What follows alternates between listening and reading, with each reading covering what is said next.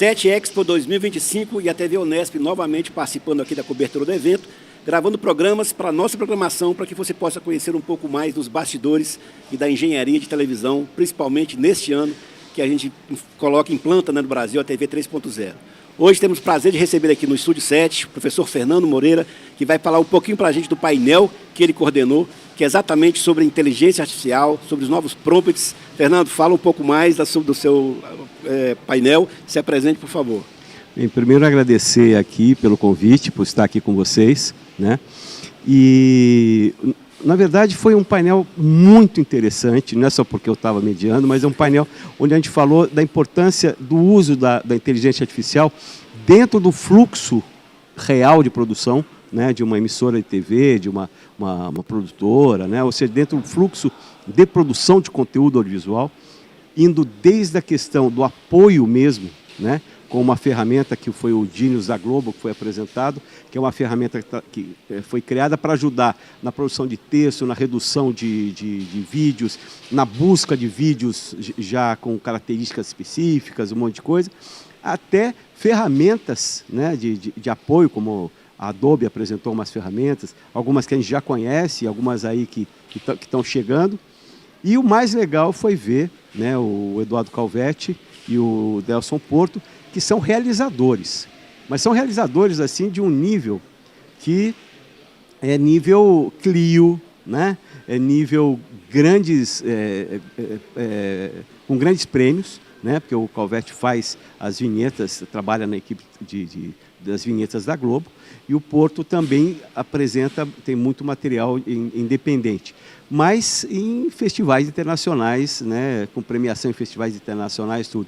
Onde a gente vê a inteligência artificial aplicada ao audiovisual em nível profissional. Porque o que a gente mais vê por aí é aquele como é que eu faço para fazer um vídeo? Ah, me dá um prompt mágico aí que vai sair um vídeo, né? Quantas vezes a gente não ouve isso? E quanta porcaria sai por aí. Então, exatamente, né? O seu painel, você já estava conversando, né, anteriormente nos bastidores, você disse que a grande questão hoje é saber fazer o prompt, né? Além da engenharia de prompt, né? Não é só simplesmente colocar o comando, mas há toda até mesmo curso para fazer esse prompt, né? Então, para a pessoa que está em casa, que não está muito ligado aí nesse jargão, aí, explica para a gente um pouco como é que é isso, como é que é a geração dessa imagem 3D, ela parte desse prompt. Como é que tem que se produzir um prompt para fazer isso? Então, hoje, o que está mandatório já não é nem a engenharia de prompt. A engenharia de prompt hoje ela está inserida dentro da engenharia de contexto. O que é essa engenharia de contexto? É você alimentar a inteligência artificial com aquilo que está em volta da imagem que você quer? Que dá todo o suporte para aquela imagem. Então, amanhã até eu vou dar um workshop e aí eu vou apresentar em uma tela simples. O que é isso? Engenharia de contexto é o briefing. Engenharia de prompt é o texto final do prompt. Para mandar ele fazer. É como se fosse uma pauta, né, do jornalismo, você dando informações daquilo que você quer na matéria. Então, agora, primeiro você prepara tudo, né, você dá todo o contexto, né, que envolve tudo, envolve parâmetros, envolve tudo. Depois você escreve o prompt. Entendi. Então você tem que dizer quem é o público-alvo, idade, cores preferenciais, todo o briefing que você faz com o cliente, né? Ou quando você vai preparar uma matéria, todo aquele levantamento que você faz é engenharia de contexto, né? E aí tem as características, né? Tudo é aprendizado, né? Como dois dos panelistas hoje, assim, estudam 2 horas por dia, porque você não estuda 2 horas por dia. Se você quiser manter super atualizados sobre o que está acontecendo na inteligência artificial. E, numa questão que é só no audiovisual, eles estudam 2 horas por dia. Mas, Fernando, dentro de uma produção cotidiana de uma emissora de TV, e até já pensando nas TVs universitárias, né, nas TVs públicas, chega ao ponto da gente poder substituir a equipe, ou seja, ao ponto da gente não precisar mandar uma equipe filmar uma certa situação, porque a inteligência vai poder permitir, com esse contexto, produzir o mesmo resultado? Não. Eu acho que é assim, nesse contexto, eu vou eliminar a equipe, não. Agora eu vou dar superpoderes para essa equipe. Por exemplo, essa equipe ela vai poder viajar e fazer uma cena externa de helicóptero, né? Fazer uma cena de drone, a partir de você, se você tiver pelo menos uma imagem daquilo, ou que você possa gerar um prompt dizendo aquela imagem, a equipe não precisa sair para fazer. Digamos, alguma coisa lá, estou falando sobre festival de inverno não sei onde. Aí eu quero usar na vinheta uma pessoa de esqui descer na montanha e dando uma pirueta e tal. Ou eu vou usar um banco de imagens, ou eu vou ter que fazer. Com a inteligência artificial, nenhum dos dois. Eu posso criar essa imagem. Eu posso pegar assim e falar, vai ter um passeio de bicicleta tal. Eu posso simular esse passeio de bicicleta, né? Com um ciclista genérico, não, né? Ou até criar a partir de um personagem criado também para isso. Posso. Então, esse apoio, essa geração de algumas imagens... A gente fala que é o B-roll, né? Ou seja, as imagens de apoio, por exemplo, hoje já é... A gente não compra mais banco de imagens, né? Eu acho que essa é uma área que está acabando por aí. Porque o banco de imagens é uma área que a gente usava muito. Uhum. Hoje, eu posso criar o banco de imagens com imagens muito específicas. Por exemplo, eu faço muito para ONG, vou fazer... Porque, assim, são comerciais onde eu não preciso usar exatamente um ator X, né, alguma coisa. Então, por exemplo, eu pego uma ONG, eu fiz em janeiro sobre o Janeiro Branco, né, sobre a questão da saúde mental, essas coisas. Então, grupo de pessoas num parque, fazendo um piquenique, dando risada. Eu teria que sair, fazer... É uma tarde para você fazer uma gravação dessa. Eu não tenho... As pessoas não são exatamente... eu não tenho um ator para colocar, nada. Eu posso gerar isso. Então, Fernando, aí vem uma questão... Sempre quando a gente fala que a gente pode, que a tecnologia permite, né? Vem a questão ética, né? Qual o limite desse uso? Por exemplo, as pessoas em casa, elas vão ter que entender que aquilo é uma IA, ou realmente o objetivo é que não perceba que é IA. Emendando uma outra questão, a própria questão de aquisição dessas ferramentas, de produzir isso dentro da emissora, é mais barato, é mais caro, isso mexe com o emprego. Qual que é o limite, ou se não tem que ter limite? Bem, eu acho primeiro, assim, a implantação, ela tem que ser uma coisa bem coordenada. Não é chegar porque, primeiro, você tem vários fatores. Você tem a questão ética, você tem a questão de abertura de dados da própria empresa, às vezes, que você tem que abrir, né? Muita gente está deixando isso de lado. A hora que você coloca uma ferramenta, você está fazendo uma assinatura, você está abrindo dados, você está abrindo, às vezes, a porta para a entrada de coisas, né, de malware dentro da rede da empresa. Então, tudo isso tem que ser pensado, né? Então, a primeira coisa é, inovação não é uma coisa que você chega e enfia na garganta das pessoas. Sim. Você tem que montar um processo. E para montar esse processo, você pode... Primeiro, o que eu tenho feito muito nas consultorias? A gente dá uma palestra, a gente faz um trabalho mostrando o que é essa tal da inteligência artificial, né? Até você sabe que eu fiz um livrinho que é Inteligência Artificial para Manés como eu, para introduzir isso, para a gente entender um pouco o que ela é, como eu posso usar, e aí você abre vários insights. Então, a primeira coisa é você, junto dentro da empresa, tem um monte de gente que já pode estar usando solitariamente, né? Então, o que dá para fazer? Legal, agora o que nós podemos fazer a nosso favor, né? Vai tirar emprego? A ideia não é essa. Para certas áreas, eu vou ser sincero, dubladores, por exemplo, estão até querendo radicalizar, falar que a dublagem artificial é crime. Uhum. Não adianta, já está institucionalizado. Para pequenos trabalhos, e já entrando até na indústria cinematográfica, a dublagem por inteligência artificial já está implantada. Né? Então você tem que fazer o quê? Trabalhar a indústria de outra forma. O que eu peguei, por exemplo, amigos locutores, a gente pensando em emprego, né? Peguei um amigo locutor e falei, eu estava no evento, uma moça veio conversar comigo, falei, quantas locuções você fez no Dia das Mães? Ela falou, Dia das Mães é sensacional, a semana lá eu fiz 100 locuções. Ótimo. Se você tivesse feito um clone da sua voz, otimizado, né, criado uma ferramenta, usado uma ferramenta pronta, mas usando um clone da sua voz, você sabe que você poderia fazer 500? Você podia baixar o preço e aumentar o seu lucro e ter muito menos trabalho. Fernando, na área comercial, né, nas publicidades, eu acho que isso é muito mais, talvez, mais tranquilo de se trabalhar, né? Nas produções de programas não jornalísticos, dentro das emissoras também. Mas eu sou de um tempo, né, você também, que a gente questionava antes se o jornalismo poderia até manipular fotos, uma fotografia, tirando cor, para não mostrar muito sangue, porque a gente não tinha o padrão do jornalismo, a gente não interferir na realidade. Como é que fica a inteligência artificial no telejornalismo, no jornalismo audiovisual hoje? Como é que você trabalha essa questão, pensa essa questão? Porque ali a gente cai realmente numa facilidade que a gente tem no dia a dia, que realmente vai ser muito difícil para as emissoras irem contra. Por exemplo, você que está nos assistindo pode estar ouvindo, talvez nem ouça alguns barulhos que nós estamos ouvindo aqui, porque nós estamos exatamente no primeiro dia de congresso, onde a feira ainda está sendo montada. Mas, com certeza, nós vamos passar esse conteúdo para uma inteligência artificial que vai tirar esses ruídos. Então, como é que é a gente trabalhar dentro do jornalismo essa questão da gente manipular esse efeito sonoro, essa imagem sonora, mais uma vez voltando à questão ética, né? Se a pessoa em casa tem que ter essa informação, se não precisa ter.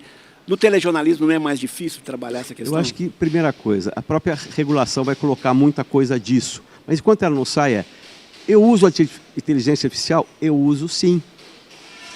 Eu estou usando a inteligência artificial. Quantas vezes, por exemplo, a gente tinha dentro do telejornalismo algumas coisas que eram aqueles meio docudramas. Sim. Você fazia uma simulação de uma ação, né, para mostrar uma coisa que aconteceu, um acidente, tudo. Isso você usava animação. Hoje você vai usar animação com inteligência artificial. Então já tinha, não vou dizer manipulação, mas recursos utilizados para dar suporte ao jornalismo. É deixar claro que está usando a inteligência artificial. Esse recurso do áudio é sensacional. Quantas vezes a gente teve que aguentar áudio ruim em locais ruidosos, que hoje, com umas ferramentas gratuitas que está online, você resolve isso. A própria gravação de meeting, que hoje virou padrão também, depois da pandemia, que ele vinha com áudio ruim, na TV a gente já usa. Na TV Sim. A gente já usa, já passa, né, o áudio pela gravação e realmente é. Agora, esse uso da inteligência, ele precisa ser explicitado? Isso, na verdade, não, porque é um tratamento. Como é um tratamento de melhorar uma imagem, deixar mais clara, mais escura. Aí não existe manipulação. Para mim, isso aí é um tratamento. Né? Apesar de ser inteligência artificial, é um tratamento. A manipulação é quando você transforma em uma coisa que não existe, né? Ou, pior ainda, que aí são as deepfakes, as fake news. Né? Toda a tecnologia, quando ela traz uma questão positiva, junto com ela vem os aproveitadores. Né? Então, assim, a gente está caminhando também para uma época onde a gente vai ter que duvidar ou ter um referencial muito bom de onde aquela imagem está vindo. Né? Por isso a radiodifusão vai se tornar cada vez mais importante, né, Fernando? Não, e também existe assim, você tem fabricantes que já tem o selo. Você Sim. vê, tem um selinho lá, né? Que é conteúdo criado por inteligência artificial. Né? Uma outra questão que não se fala muito, Francisco, que é a questão para mim, é muito séria, que é o fake news algorítmico. Sim. Que é o quê? A inteligência artificial, ela mente. Ela mente porque ela não é ensinada o que é certo e o que é errado. Se já custa milhões, bilhões para treinar uma inteligência, imagina você treinar para ela dizer, olha, isso é certo, isso é errado. Isso é errado porque é isso. Não, para ela tudo é certo. Então, às vezes, ela apresenta o que a gente chama de alucinação, ela apresenta uma resposta para a gente, dizendo que aquela resposta é real, é verdadeira, e, na verdade, ela é totalmente mentirosa. Né? Santos Dumont nasceu em Caraguatatuba em 1983. Ela fala com a maior cara de pau. Exatamente. Né? Isso é fake news algorítmico. E tem gente que ainda reproduz isso. Reproduz. Nossa. Inclusive na academia demais, né? Pessoas que pedem cite para mim uma bibliografia, ele inventa uma bibliografia para você, tem gente que vai lá, copia e cola. Exato, aí é que tá. Você tem, mas tem ferramentas para você. Eu, por exemplo, quando eu vou trabalhar com textos sensíveis, eu peço rechecagem. Isso. Né? Então no prompt a gente vai dizer. E tem o tal do RAG, que às vezes falam que não é tão tal. O RAG é o que é? A gente fecha a base de dados. Né? Só vai pesquisar aqui. Agora, tem ferramentas IAs que são mais adequadas para a área acadêmica, sim, né? Sim. Que a gente utiliza e que dão... Essa é uma questão importante, né, Fernando? A gente está meio que generalizando o nome e esquece que tem ferramentas aplicadas para várias milhares coisas, né? E milhares de IAs. Exatamente. Né? Existe a generativa, que é uma ação dela, a ferramenta de assistente, que é outra questão, e a gente está meio que colocando o senso comum tudo dentro de um pacote só. A generativa tem uma coisa que eu gosto... Que o Márcio, a gente divide o grupo de IA da SET, ele divide, né? Que que é muito legal. Ele fala, a generativa é criativa. Ela foi feita para ser criativa. Você quer que ela faça o quê? Cada vez ela inventa uma coisa nova. Exatamente. E às vezes fica muito bom, né? Às vezes não. Mas assim, você tem IAs que foram feitas para automatizar. Ela não é generativa. Sim. Né? Faz parte, aprendizagem de máquina. Aprendizagem de máquina, desde 2010, né? Quanta coisa já se usa, né? Reconhecimento de imagem, um monte de coisa utilizando inteligência artificial. É que a generativa, ela fez que nós, pobres mortais, conseguimos conversar em linguagem natural, escrever e conversar com ela. Aí pronto, pôs na mão do povo. Você citou aqui o livro que você escreveu, né? Inteligência Artificial para manés como eu. Queria que você falasse um pouquinho do livro. Bem, o livro, aqui ó, o livro ele foi criado exatamente para ser um manual de introdução. Introdução, ótimo. Né?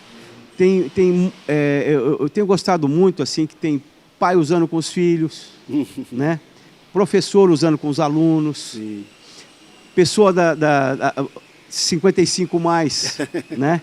Tá usando, testando, porque tem exercício. Assim, ele foi feito exatamente, é um livro pequeno, são 32 páginas, né? Que é para começar essa ideia. Não é mágica, não é coisa do demônio, né? É preciso falar isso hoje em dia mesmo. Porque é uma coisa assim, está aqui a nosso serviço. E como é que eu posso usar? Como é que eu posso melhorar muita coisa da minha vida? Por exemplo, eu tenho uma amiga que ela falou outro dia, estava usando para ajudar a cuidar da mãe. Falei, cuidado, a generativa, ela tem isso. Então você tem que saber como pedir, que é um enorme do banco de dados. Como tem gente que faz receita, tem gente que faz ponto de tricô, né? Então você vai encontrar. Então é maravilhoso. Para professor, para gente que escreve, eu fico cada vez encantado, porque agora eu não tenho mais medo de uma tela em branco na minha frente. É verdade. Não existe mais isso com a generativa. Porque de repente, quando tem aquela tela em branco, uma linha que eu coloque, opa, já começa a vir ideias. É um fio que você puxa o novelo inteiro, né? O Gabriel Prioli, que é um grande jornalista, acho que você conhece, o Gabriel falou assim, cada enxadada que eu dou sai mais minhoca. É verdade. Né? Eu falei, perfeito, é isso daí mesmo. Né? A gente tem conversado com os amigos, essa questão, e às vezes a gente vai trocando ideia do como usar. Né? Então, para criar texto, olha, a gente gosta de criar texto e de ajudar as pessoas a entender, a melhorar, a facilitar. Esse livro foi conversa com a IA, o tempo inteiro. Como é que eu facilito isso? Que maravilha. Isso que eu falei para você agora, do prompt de contexto e do prompt, da engenharia de prompt, né? Engenharia de contexto e engenharia de prompt, foi a IA que me ajudou a facilitar o conceito. Olha só. Né? Não sai perfeito na primeira, eu falo, não, deixa eu pensar. Agora, no meu, eu já tenho lá, me ajuda, escreve como se fosse um mané como eu. Eu já deixei dentro da memória, né, só, que legal. Esse treinamento. Então ela já me ajuda e facilita o conceito. Nossa, é um mundo muito novo que está no começo, né, Fernando? Que é muito difícil até a gente tentar prever o que vem por aí. Mas você arrisca chutar o que vem por aí ainda mais nessa área? Olha, o que eu tenho lido muito, e assim, tem algumas coisas que não me agradam. Que assim, o que está acontecendo? O que eu leio muito? Primeiro, que talvez a gente tenha chegado a um patamar. Tem muita gente que fala que a gente ia chegar à IA geral, que é aquela uma que iria ultrapassar... de filme, né? Ultrapassar. Muitos que eu tenho lido já chegaram. Não, nós não vamos chegar. Por esse modelo que nós temos, só surgiu alguma coisa nova. Mas o que eu fico mais preocupado é a gente ter chegado a um patamar e começar a retroceder. Porque nós aprendemos tanto, estamos fazendo tanto, né? Mas esses grandes players não se pagam. Sim. Você pega uma OpenAI que dizem que custa de 400 a 700 mil dólares por dia, ela não se paga. Então, até quando isso vai continuar? Tem outros grandes players, né, e tudo. Agora, se isso não virar negócio, a bolha vai estourar. E aí, agora, uma outra coisa que a gente vê, assim, dessa quantidade também, cada invençãozinha que eles fazem, para mim, tem muita startup falsa também. Que assim, falam, cada mudança que fazem numa IA, morrem centenas de milhares de startups que estão baseadas em fazer um negocinho. Que não são coisas exatamente inovações. São é uso de ferramentas, né, num processo que vai facilitar, mas sem inovação. Aí essa startup não está inovando. Então, eu acho que esse futuro aí, eu acho que ele vai se consolidar. Tomara que fique nesse patamar alto, né? Mas muita coisa tem que se resolver. Amanhã também tem uma pesquisa que mostra 70% das atividades de escritório, por exemplo, as IAs, os agentes estão errando. Ou seja, só acertam 30%. Ou seja, tem muita coisa sendo feita que ainda pode ser melhorada, né? E o perigo que a gente corre com esses erros, né? Por exemplo, eu criei um assistente lá para ajudar a produção de texto. Ele está legalzinho, ele vai e tal. Mas sempre você tem que ter a intervenção humana, tem que ter a curadoria. Exatamente. Porque são coisas críticas. Jornalismo trabalha com, para mim, conteúdo crítico. Exatamente. É conteúdo de dados que tem que ser checado. Senão você está contribuindo com a desinformação, com fake news. Aí já não é jornalismo. Exatamente. Aí o jornalismo cidadão, que eu acho super importante ele existir, né? Mas não é jornalismo. Isso é informação. Exatamente. Mas não tem tratamento da informação, checagem, verificação, aferição, que é o que o jornalista faz, né? O jornalista tem essa responsabilidade. Esses outros que jogam a informação por aí, não tem responsabilidade nenhuma por trás. Tanto que quando acontece alguma coisa, ele fala, não, eu só publiquei. Né? O jornalista não. O jornalista, quando ele coloca... Né? Tem que ter responsabilidade. O New York Times colocou, acho que 10 livros para ler nas férias. 3 não existiam. Olha, né? Olha a responsabilidade. Né? Impressionante. Né? Uma coisa simples. Né? Imagina uma coisa, né? O poder disso. Fernando, estamos caminhando para o final. Muito obrigado pela sua participação aqui no SET Expo, no estúdio da SET. Foi um prazer recebê-lo aqui mais uma vez. E convido vocês a acompanhar essa série de programas que vão estar aqui sendo produzidos aqui durante o Congresso SET Expo 2025. Obrigado a você. Até o próximo programa. Um abraço, Fernando. Muito obrigado. Eu que agradeço. Muito obrigado.